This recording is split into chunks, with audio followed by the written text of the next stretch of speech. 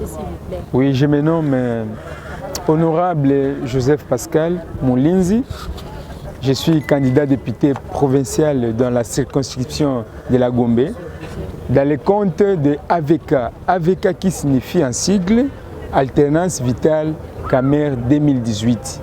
Mais je n'ai pas été proclamé par la CENI et c'est comme ça que je continue toujours à m'appeler honorable parce que cette étiquette me colle au dos. Vous étiez nombreux quand même, la CENI ne pouvait pas publier tout le monde, tous les candidats. C'est un fait normal, lorsqu'on est devant une course, il faut s'attendre à la réussite, soit à l'échec, c'est un fait normal. D'accord madame, dans une compétition il y a 3 résultats, il y a soit la réussite, il y a soit l'échec, mais dans ce cas dernier il n'y avait pas ce qu'on appelle match nul, il y avait soit vous perdez, soit vous réussissez. J'accepte que j'ai perdu, mais tout en dénonçant les irrégularités probantes à l'échelle élevée, c'est ça cela. Au fait, le bourrage des urnes, on a eu à éteindre ou à élargir le nombre de jours pour voter. Et tant que candidat à la circonscription de la Gombe, oui, il n'y a qu'un seul siège. Alors vous, qu'allez-vous faire de la manière dont vous n'avez pas réussi aux élections, à cette élection provinciale? En fait, madame, merci. J'endosse tout simplement cet échec-là, mais j'interpelle la CENI à ouvrir les yeux.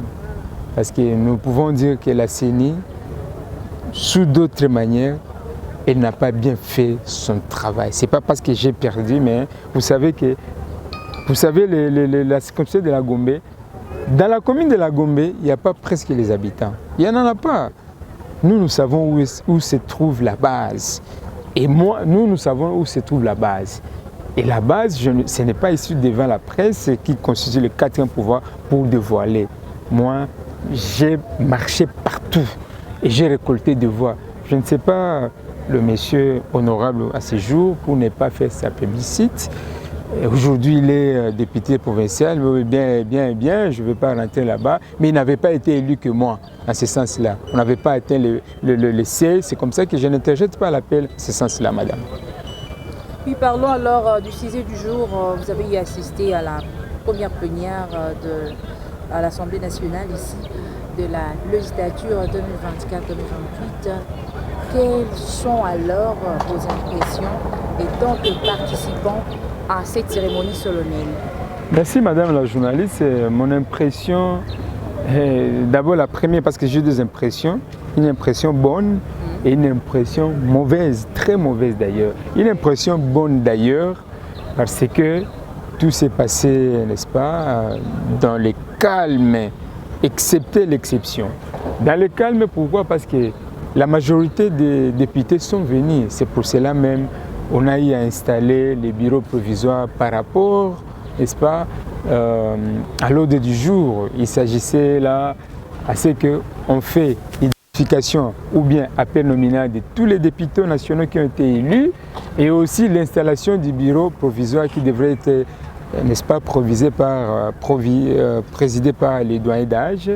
Et le second point, je vous parle des incidents. L'incident qui a eu notamment pour arrêter l'assistance, c'était entre autres, on a acclamé Kabouya et l'autre incident, on a eu sur Vital Kamerhe. Vital Kamerhe qui n'est pas n'importe qui dans ce pays, qui est honorable. Vital Kamerhe qui est actuellement vice-premier ministre et ministre, voilà, excellence, vice-premier ministre et ministre de l'économie, qui soutient le président de la République, qui récemment d'ailleurs a sorti une plateforme qu'on appelle Pacte pour un Congo nouveau. C'est pacte-là, madame, journaliste, qui soutient le chef de l'État. Par rapport à ce qui s'est dit à la cité, on dit que le ministre Vital Kamerhe il a créé cette plateforme, c'est pour contredire l'Union sacrée de la nation. C'est peut-être parce que la population n'a pas compris jusque-là, n'a pas compris la grande vision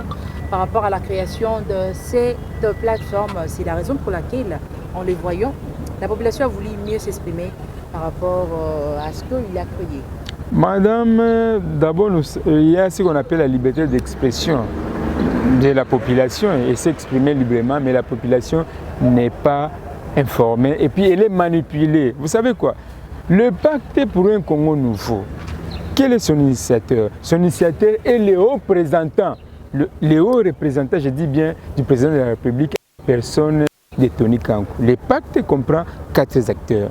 Il y a Vital Kamerhe, il y a Tony Kankou, Jean-Lucien Boussa, il y a aussi celui qu'on appelle l'ancien gouverneur du Nord Kivu, c'est Julien Paluku. Mais le pacte-là a quel objectif? Le pacte a l'objectif de renforcer la cohésion au sein de l'Union sacrée, aussi renforcer la discipline.